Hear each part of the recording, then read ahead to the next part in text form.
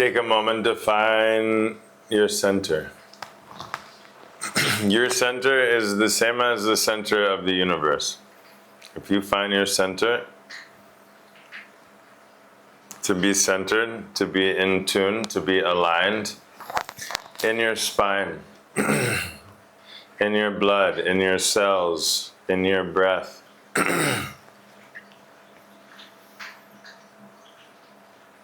Find the center of your mind.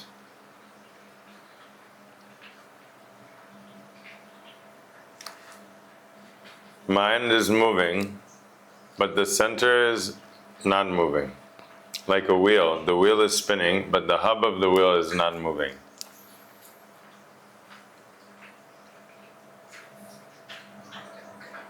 So we're all the time on the surface. You have to shift the perspective to the deep level. To be at home, not in the story, in the idea, in the role, to be at home at the deep level. At the level of presence, at the level of life. Because who's at home? Who is at home? Am I at home? No, life is at home. Life is at home through me. So that's at the deep level. It has nothing to do with my story, with my interpretation, my partial interpretation of some situations that happen. To be at home means that life is being at home. It's not me.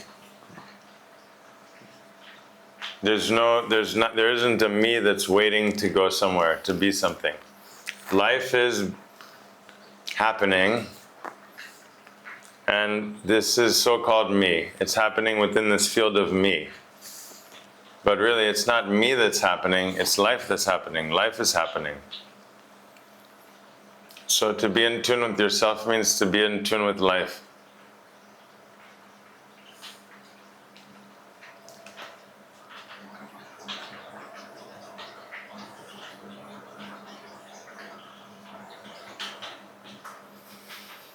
Many people think that the goal of life is over there, in some achievement or some goal or some things. Whatever it may be, it's over there. And so that means if the goal is over there, if the goal of life is over there, then all of our attention, our focus is on there, getting there. And so here and now becomes simply a way of getting there. Here and now is not the goal. The goal is over there. Happiness is over there. Peace is over there. My true self is over there. Love is, everything is over there. And so as a result, not only is here and now just a way of getting there, but here and now becomes not good enough. It's very subtle, but you have to see. If the goal of life is over there, if over there is better and more and whatever else it has to be, then that means by default that here and now is not enough, not good enough, not big enough, not anything enough. So we're also making here and now wrong in the process of worshiping then and there.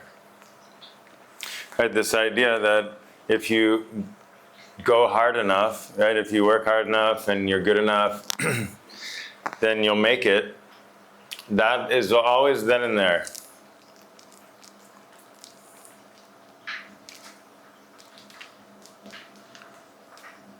And so our whole life we've been training, we've been focused on then and there. But what if the goal is not then and there?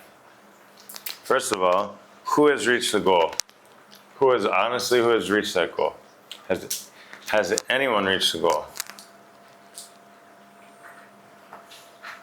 Or does the list continue to grow? The list is never finished. No matter how many things you do, it's never enough.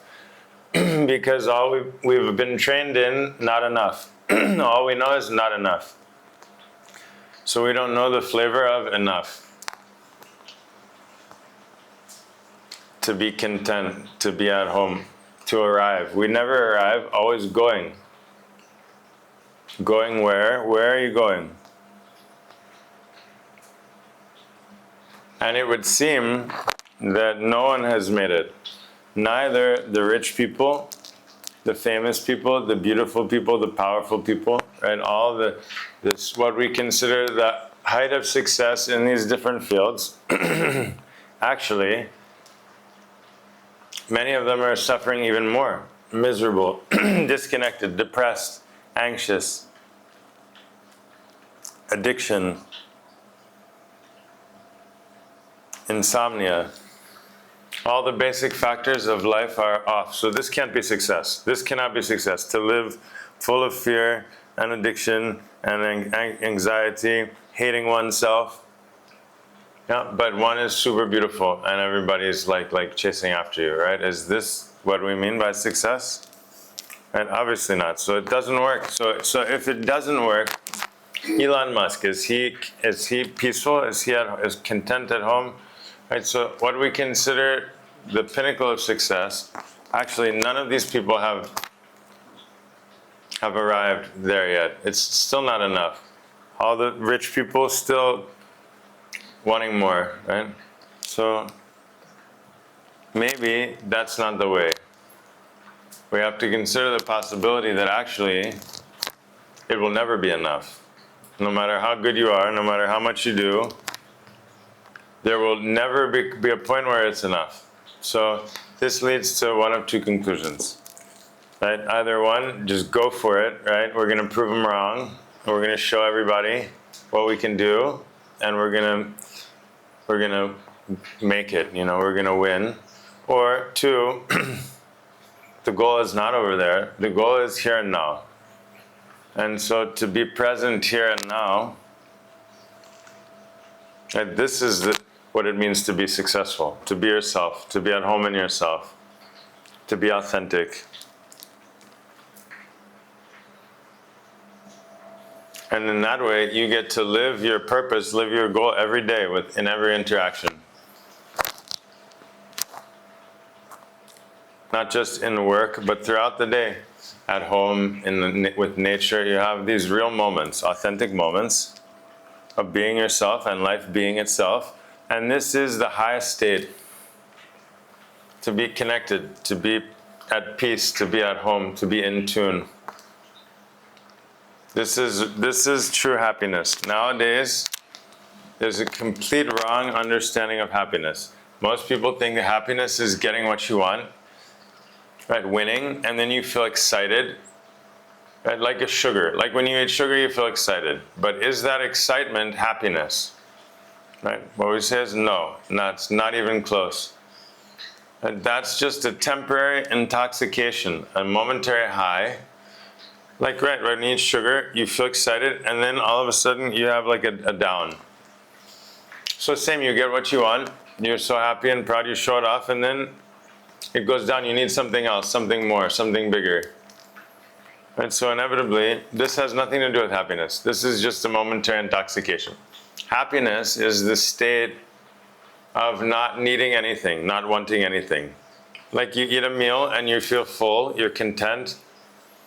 It's like a deep at-homeness, a contentment, not a momentary spike of excitement, but a feeling of fullness, of wholeness, that's not begging for something, not missing anything. This is happiness. It's more close to peace, contentment. So now everyone's chasing after excitement, but this is not happiness. So that's why we recommend to cultivate, like, for example, if you're going to play tennis, you have to really learn how to move. You have to learn how to move, how to pivot. You have to learn how to predict where the ball's going. You move before the ball's moving. You have to learn how to swing. You know how long it's taking the swing. Depending how fast the ball's moving, you're adjusting your swing and you're connecting with the ball.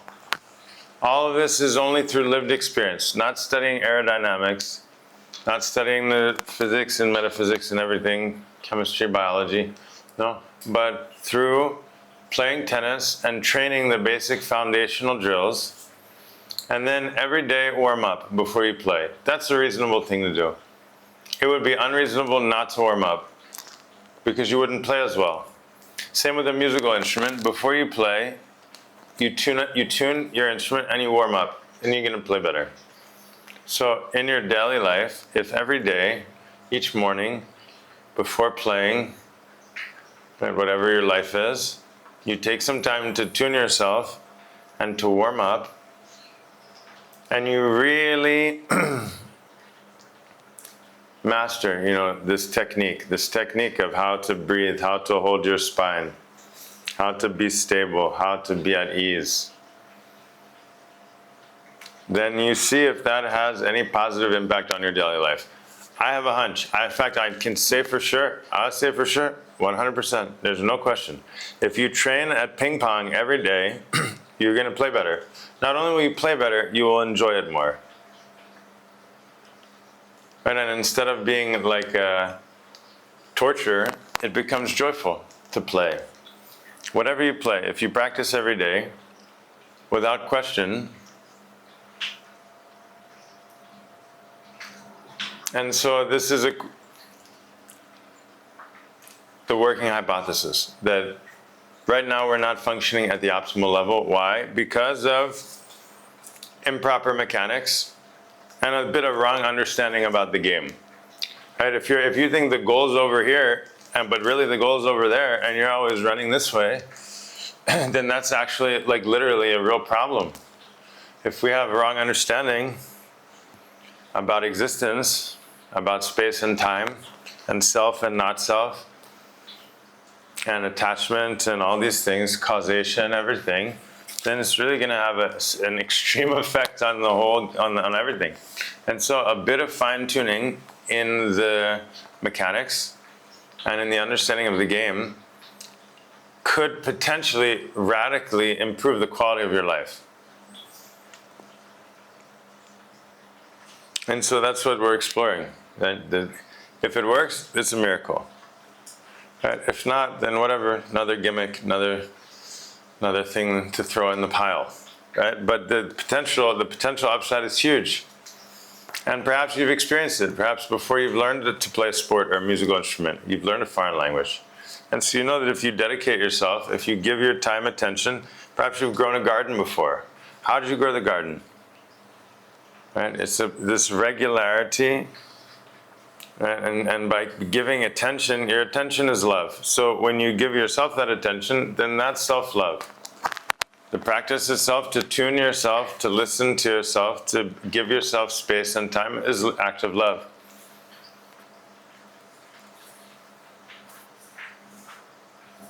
And so to start the day by watering yourself with love, with your own attention, and by being present when it's uncomfortable, but keep your center, this generates tremendous power, inner beauty, inner glow. That can come out as love, kindness, service, wisdom, but we're cultivating the inner power.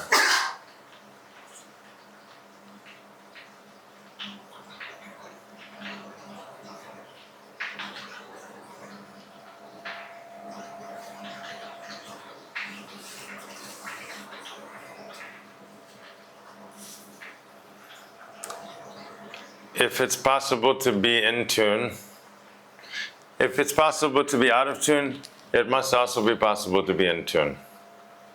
There are many ways to be out of tune, but in tune is pretty much one way. Right? And so it's unlikely that just by natural circumstance of life did you come into tune. Right? It's like a guitar lying there on the floor with all the heat and pressure. Like, this is not going to tune itself. Right? There needs to be some kind of external pressure involved in order to bring the instrument into tune. And so that's why we recommend to dedicate a little time each day to this in-tuneness, to being in tune, to recognizing the feeling of being in tune. Well, how do you breathe when you're in tune? How is your mind when you're in tune? Right? And really feeling those things till it becomes a habit to be in tune. Right? The same in tennis. If you always hit the ball into the net, then you have to train again and again until it becomes a habit to hit properly. Once you do that training and the muscle memory kicks in, then you always hit it correctly. Very rarely will you do the old way. In the same way, right now we have a bad habit of mind running around all the time chasing this and that, false identity in the future, reaching impossible goal, all these things. So what's needed is a focused training to shift the underlying pattern in your nervous system, in your breath, in your mind. Then with practice, that becomes your habit. Instead of being like multitasking and overthinking and worrying about the future is a habit, then we replace with a habit of deep presence, like quiet listening, open heart, like this. It's only through training. It's all that's required. It's actually not a big miracle or anything. If you practice a foreign language every day, then you'll be able to speak the language. So if you practice being present, if you practice deep listening, if you practice this in-tuneness, and you give value to that, right, then that becomes a dominant note in your life, a dominant chord, influence. And so this is why we recommend to dedicate little time each day. Tune yourself every day, warm yourself up every day, and then see how it goes. Recommendation is 100 days challenge. So when you go, right, for 100 days, every day, you commit to doing a fixed daily practice. Okay? Recommendation that I'm giving in recent times is 2%, to dedicate 2% of your life back into your own garden. So what's 2% of 24 hours? Any guesses? It's 30 minutes. 1% is essentially 15 minutes.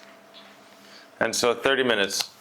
That leaves what? 98%, right? 100%. You get 100% every day. If you subtract 2, that leaves 98.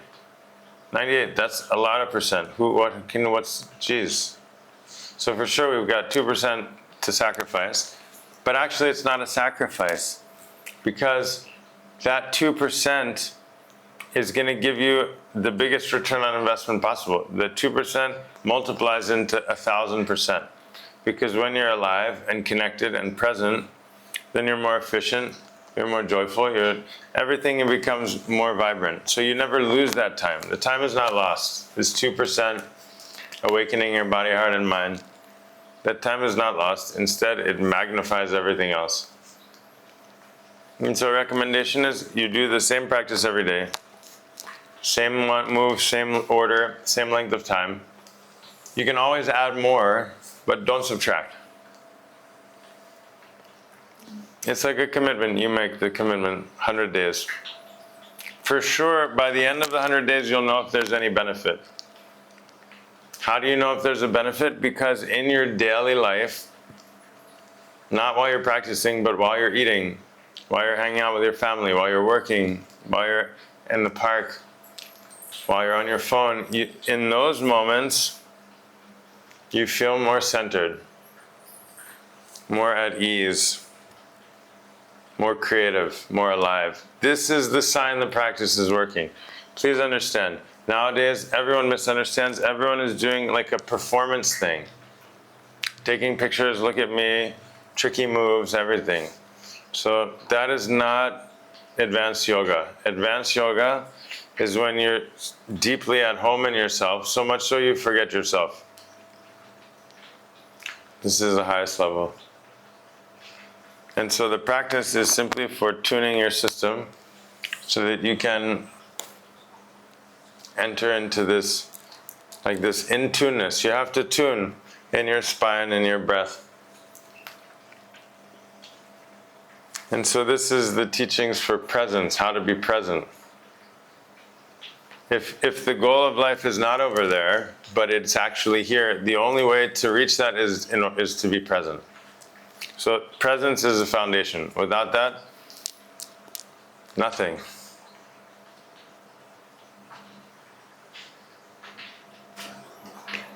And so presence is the next frontier. We for whatever reason, we didn't value that or learn that in school.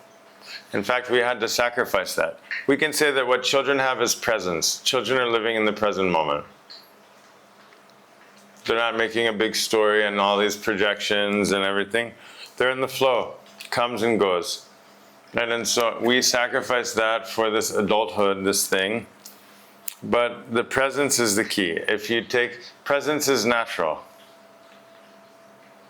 Presence is a natural state. And so this isn't about achieving something fancy or something like a superpower, but instead it's just about when you're deeply at home in yourself, then you're connected, you have so much more capacity.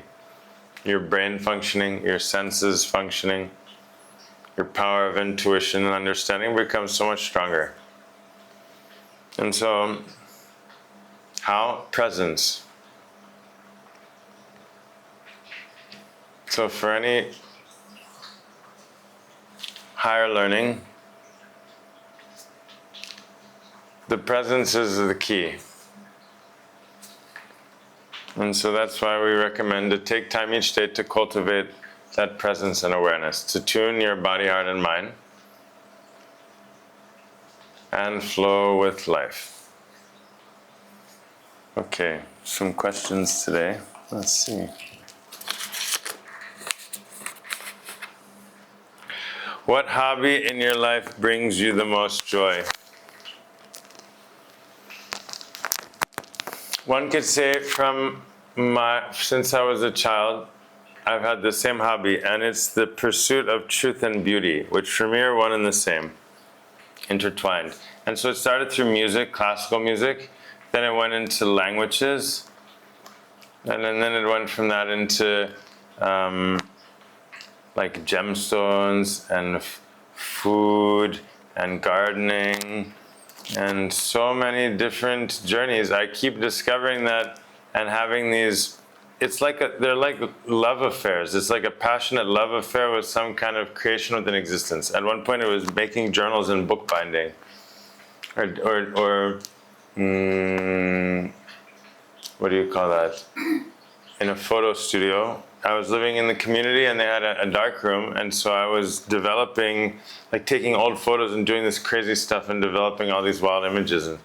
And so the hobby of discovering life and discovering beauty and truth in life has been accompanying me every day, every moment of every day of my life.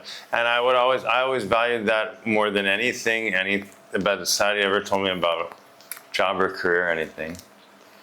So when I almost went into academia through linguistics, I started my doctorate because for me I was so passionate, like a botanist, to go and see all these different species. For me to discover these languages and the different linguistic phenomena and ways of expression, I was overcome by the beauty and then these structures and models. So for me, my life is a living hobby, but hobby feels like a cheap word.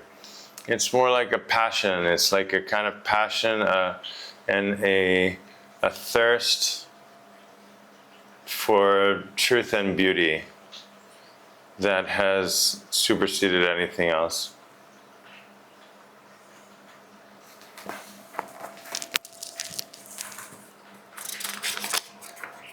How long have you grown out your beard? Any meaning or symbolism behind it?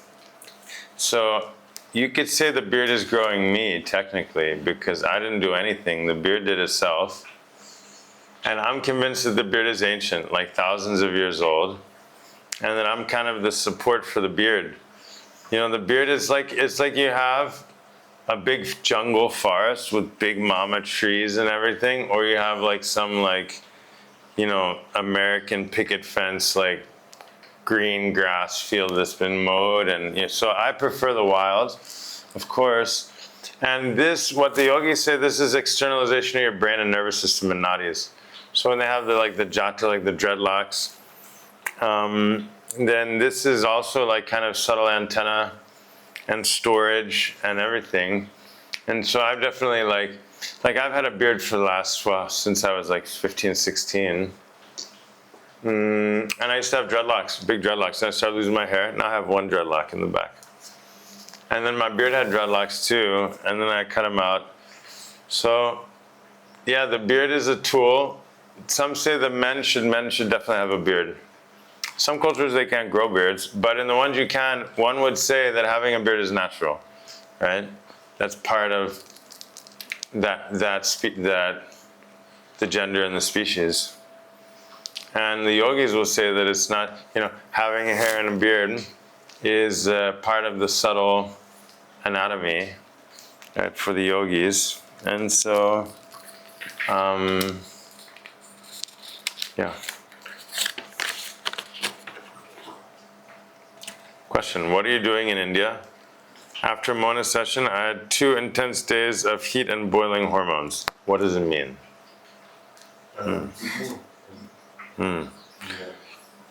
So what do I do in India? In India, I go to sit with these great sages. These are like Buddha level, beyond Buddha level even. Some of these guys, oh man, and it's like a fire. So I go to burn in the fire. It burns, destroys everything that I've ever done or understood or anything. So it's like next level download transmission from these. It's like Dakshinamurti. The teacher, Dakshinamurti is the yogi who is always in silence, teaching always in silence. And so at that level, it's all direct transmission. When I'm here, the work I'm doing here, I take on a lot. Now it's better I'm doing all this fire and things, but still. So I need to go every few months to go to India, go back to the source, touch the feet of the sages, go to the holy mountain of fire and purify myself, continue learning. When I go, man, here, it's crazy. No one can imagine what my days are like here. But there, it's even crazier. So, for whatever that means, so wild.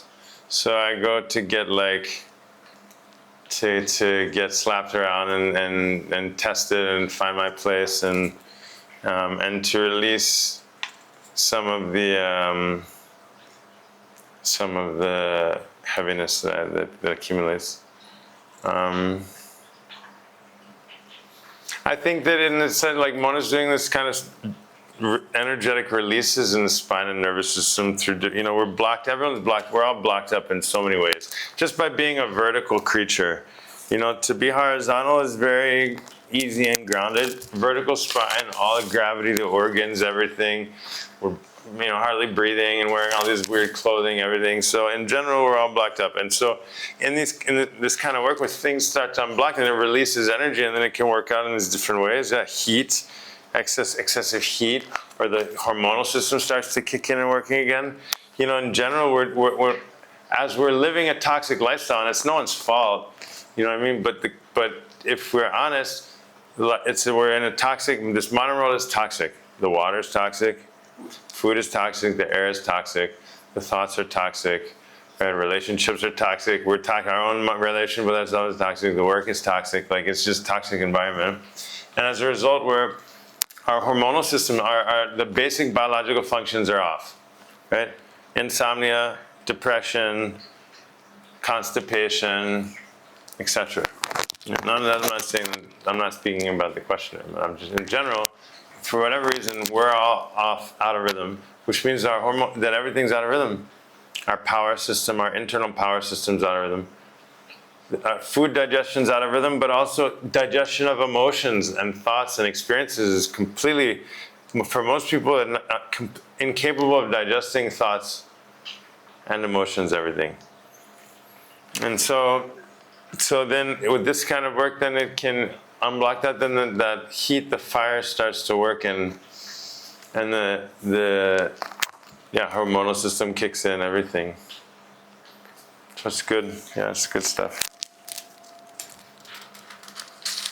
Question. We just wanted to wish you an auspicious journey in India. Keep spreading your shine. Thank you for all you do for Hariharalaya. Thank you.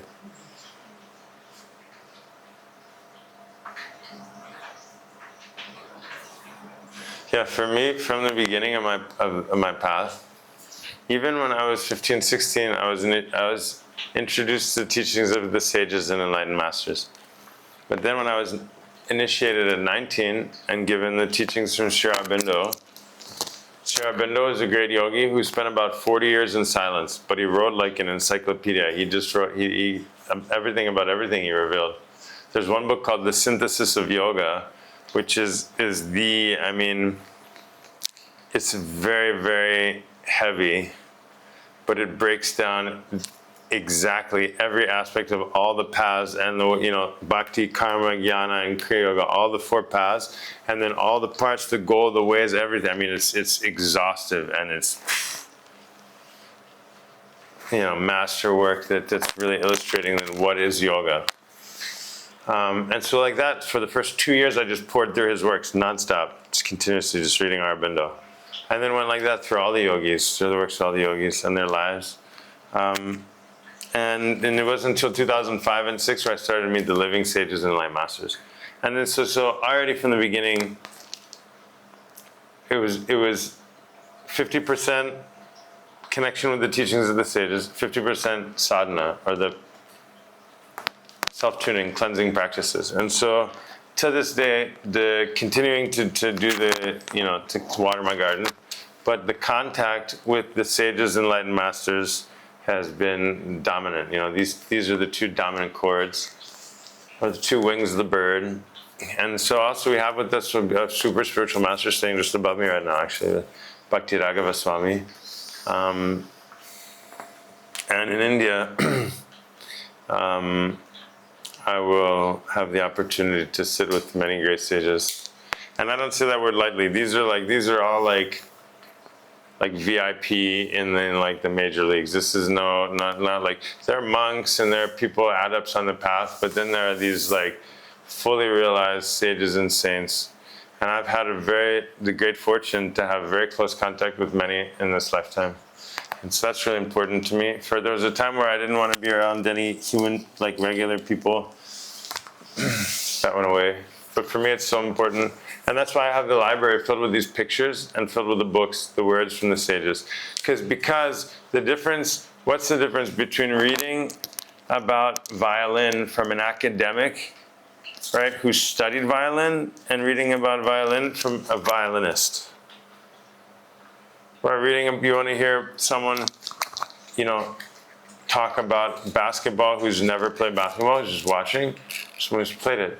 And so there's an essence, there's something, a depth that's in the words and the presence of the master, which is unparalleled. Nothing can touch that. Nothing comes close to that. Because their words have real power. It's not their words, their presence has a power. So then their words are infused with that. Everything is infused with that.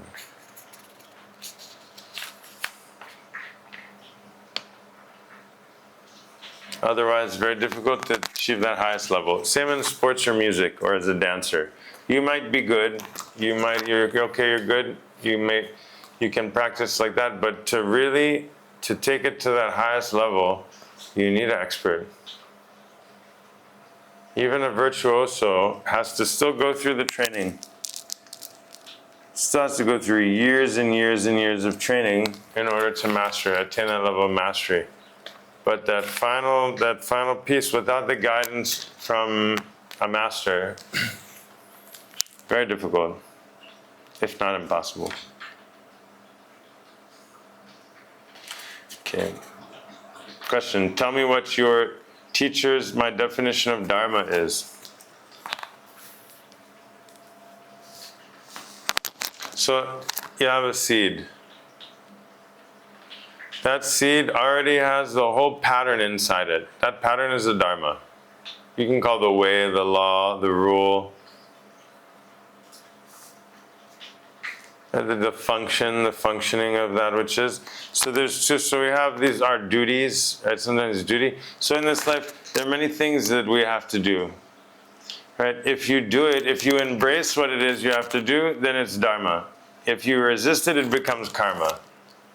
Right? We have many things. We have people in our life. We have family. We have different things.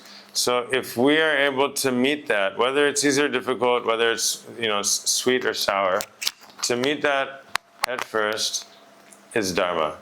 To resist and to fight it is karma. And then it becomes a bondage. Otherwise, it's through either way, whether we purify ourselves through doing your duty, through fulfilling your mission, or whether you purify yourself through resisting your mission and getting your ass kicked by life, both of those are considered grace. It's not that dharma is good and karma is bad. They're just two sides of the same thing, this process. By this process, you become purified. But the yogis say, gosh, if we wait for life to purify us through this never-ending process of karma and dharma, whereby as soon as you clean a little bit, you've already made a big fucking mess. You've already made twice the mess of what you clean up. So what to do? Then you need the fire of yoga in order to burn and make and speed it up. Quantum purification. It has to be quantum level. Otherwise, you're born, and before you know it, you've made so much more trouble than you've cleaned up. And so that's why the yogis will train to be super in shape so that they can meet life as dharma instead of meeting it as karma.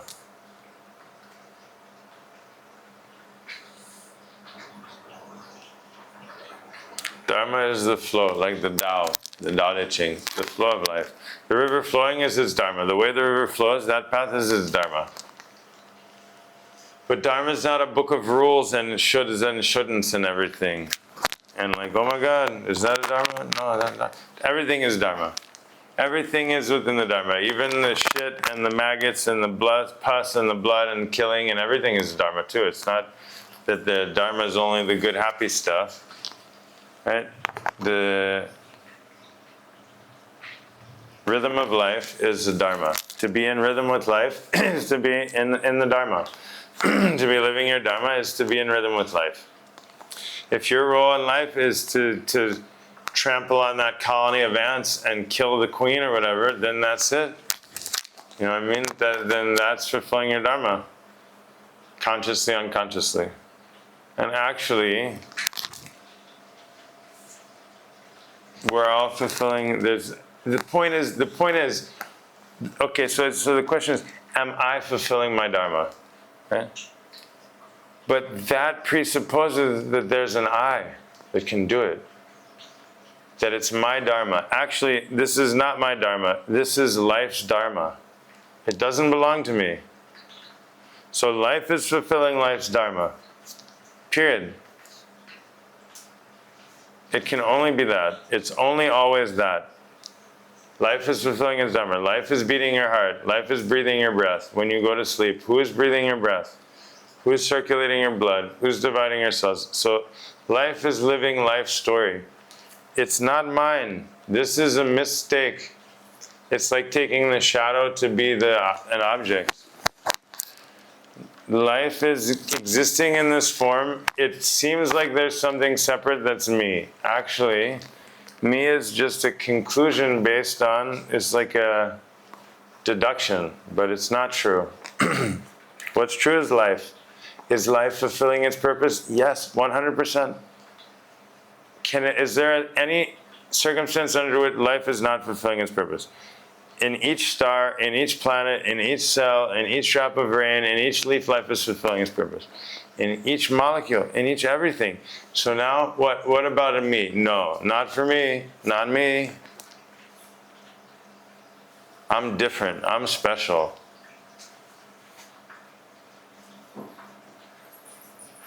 It doesn't make any sense. So either it is or it isn't. Okay? So life is being life. And so life is living life's dharma. The dharma belongs to life.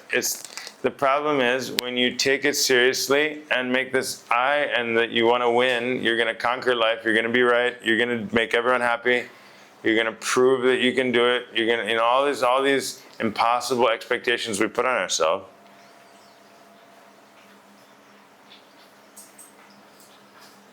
Then this is keeping you from being present. It sounds good, but actually it's not possible.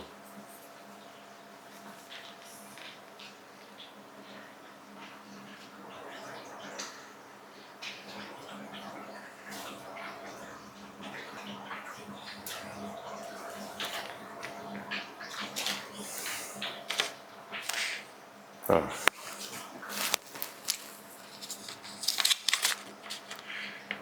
Hey. What is the meaning of compassion, abundance, and forgiveness or scarcity for you? Oh, okay, no. Compassion goes with forgiveness and abundance goes with scarcity. Maybe they all go together.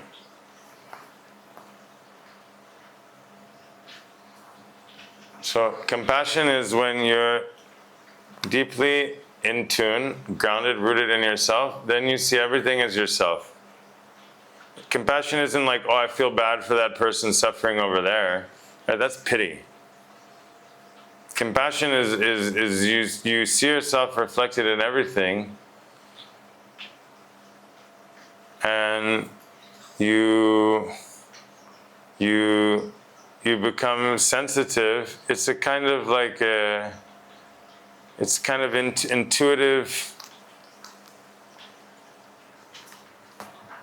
knowing from the oneness of being, connected at that heart level. Oh, you're connected at the heart level, but it's not with the individual. It's like as a existence. Compassion comes from not from like feeling bad about something. Right? Usually we have this idea to be compassionate with the less fortunate or something like that. But that's different. There's something, serving others, serving the poor is one thing, but compassion is not. It's not just like, oh, let's find some poor people and be compassionate or something like that. Right? Compassion is a way of, it's almost like a kind of respect for life. So that when you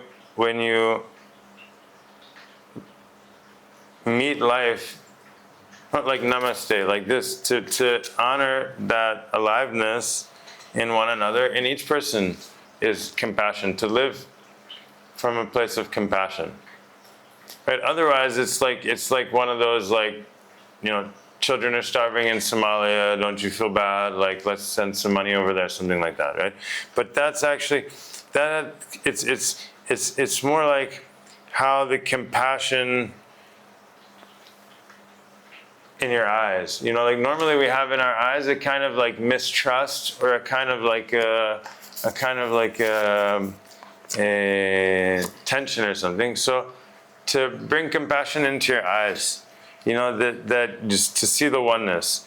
Right? So again, this isn't from, I'm not approaching this not from a didactic or philosophical point of view, but more about a practical, like to live that which is compassion, not to know it. We don't need to know. Anyway, we don't, like, you can't live in a dictionary. The dictionary is just information. So compassion and forgiveness.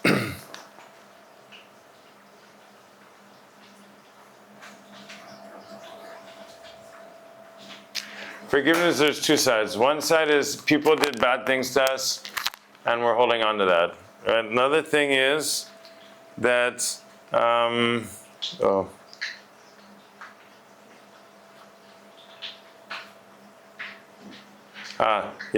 that,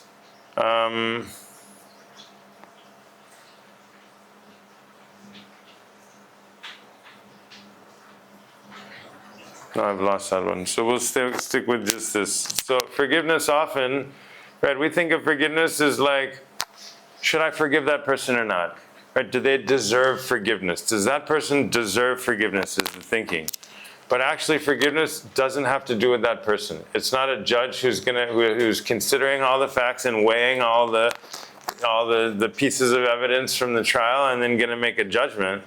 No, forgiveness means someone did something that hurt you, right? And so now inside you, something is stuck, right? And then because of that, you feel pain, you feel bad, some different things trigger that, right?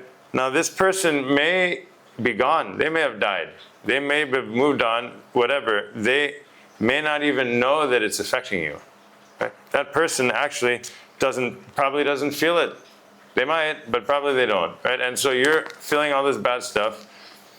The other person doesn't feel anything. So forgiveness is not about them. Forgiveness is about creating space inside of yourself, right? It's a kind of cleaning, a releasing that happens within you. And so you deserve the forgiveness. I mean, you deserve to have a clean heart, right? It has nothing to do with justifying the actions of another person or something like that.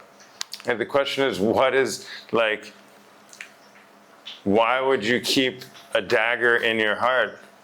Right? So it's like pulling that out, and you don't have to throw it at the other person, but at least take it out of you, you know what I mean? Because again, they don't know consciously. Maybe unconsciously there's some ties and things going on. But, you know, otherwise we just become, we could become like a martyr somehow, where we're like, you know, suffering for the principle or something. And so forgiveness means just like, no, it's a certain purity, like, no, I'm going to keep my heart clean. I don't want this, I don't want, you know, someone's trash in my garden, right? I don't want you to, don't take a, you know, take a dump in the pool. So it's more, that we have to change the word, because the word makes it feel like you're giving something or forgiving something, but really you're just, you're removing something that's not, doesn't need to be there. Or if it needs to be there, right, maybe sometimes that hurt needs to be there because we haven't touched the realization that it's meant to bring us to. Right? We just, to assume, to take an approach that is wrong, it shouldn't happen, it shouldn't be there, that's not correct. Right? That something is there, there's some hurt there, something forgiven, but what's the lesson? Have I learned that lesson yet? If not, it'll come back in another way. Right? So it's not just like, remove this one, remove that. If you don't deal with it, if you don't learn whatever is to be learned, then it will come back from another way, another person. Then abundance and scarcity.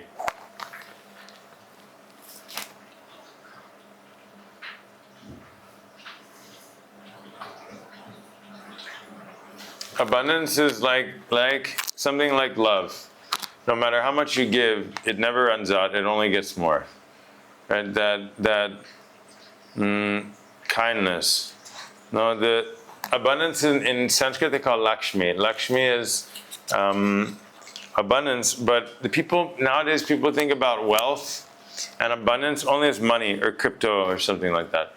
But actually, to have like beautiful nature around you is part of abundance. To have delicious food, right? To hear wonderful music, right? To have like a meaningful relationships, to have a meaningful career or job. This is abundance also. So there are many types. To have good health is a type of abundance. Right? To have laughter, right, is a type of abundance, real laughter. And so nowadays, everybody thinks abundance is like having a lot of money. And this is a mistake, because that can run out. But the things like laughter, like friendship, like nature, all of this, these are very pure. And what the real wealth and abundance just brings more and more radiance. But the fake abundance makes people very stingy and greedy and fearful and everything. And so, scarcity, abundance and scarcity. Really, it would seem that this is a mindset. More than anything, it's a mindset. It's that cup half full, cup half empty kind of thing. Because if I have the feeling like life is abundant, I am abundant, even though I have nothing, and then I go out and I pick beautiful flowers, and then someone walks by and says some beautiful words to me, and then I hear beautiful sound, and then I see the beautiful light on the tree, right? Then I'm living in abundance. I'm living in heaven. Right? And you have the same day, very rich person, right, who's going locked in their car, and they feel sick, they want to vomit, they're complaining, right? And they have lots of money and free time, but no peace. So they're living in scarcity. They're living in fear of. And so I think more than anything, abundance is a mindset. Scarcity is a mindset. Poverty, like this, poverty. Nowadays, everybody has put all their chips on material world and possessions and everything. And so most people are extremely poor in the matters of the soul or matters of the heart. because all the time and energy and focus is gone towards the achieving something in society. And so this is a kind of poverty. Then we experience kind of spiritual poverty, emotional poverty, mental poverty. And so that's why we recommend focus on inner beauty, inner strength, inner wisdom. This is true. Then you live from a place of abundance. Then your heart's overflowing. Your cells are vibrating, your glands are juicy. It means to be alive. How do we know what aliveness is? Don't look at humans. Humans is the worst example of anything. Now, everyone is so confused. What should I do? What should I eat? What should I say? Where should I go? How should I look? Etc. And they paint it up and it looks very good, but really we're so confused. So in order to understand what it is to be beautiful, what it is to be natural, we have to observe nature, what it is to be alive. When you see a plant that's fully alive, in that way, be alive like that. Be alive like the plant is alive. That abundance, the richness, the expansiveness, the flowing. Right? This is the way. We can understand it. You want to know what love is? Observe love. The river flowing, the sun shining, the plants growing. This is love. But humans lying and cheating with one another, you can never make sense. Last question. I've been having very intense experiences during meditation, like an electric charge going through my body and visualizations. I'm not sure how to handle it. I focus on my breath, but sometimes it feels like I'm going to leave my body. Thank you.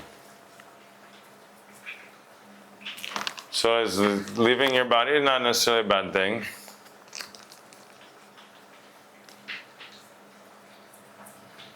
At first it may feel like scary because it's unfamiliar. It's like when you go on an airplane, you have a different pressure. And as the pressure changes, it's like, whoa. So inside also we have a pressure system. And the ego is like a very dense. And so we're all the time in the ego state. But as you lift up, as you take off, then you experience these different states and have different visions, everything in those different states. Eventually you break free from the gravitational field and you go into outer space, no gravity. And so, to always be trapped in a body is a limitation, but it requires preparing your nervous system and antenna to be able to go enter and exit and to handle an increased charge of energy. And so that's why they say the Kriya Yoga in this path, what we're doing is just refining your nervous system to be able to handle higher charge of energy. So all the spinal practice, which we'll do tonight, right, these different tuning practices are for activating your chemistry, your spine, your nervous system, to be able to handle the higher charge of energy. And then the more you become rooted and grounded, then you're able to pass through these without any disturbance. Eventually, like my teacher said many years ago, right, we can go, same like when you dream. When you go to sleep at night, you can have infinite dreams and dream sequences, dream worlds. Same in meditation. You can have many visions. There are many different planes and worlds. There are many different beings and things. But eventually, you need to just go beyond that and merge into the light. No vision, no mind, no knowing.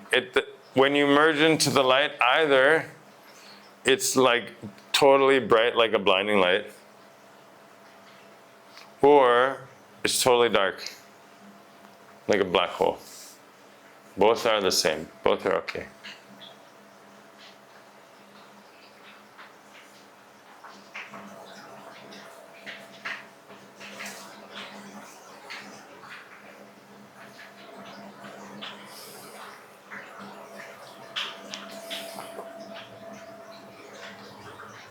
So take a moment to be quiet.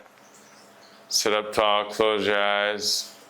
Focus your attention, the center of your brain.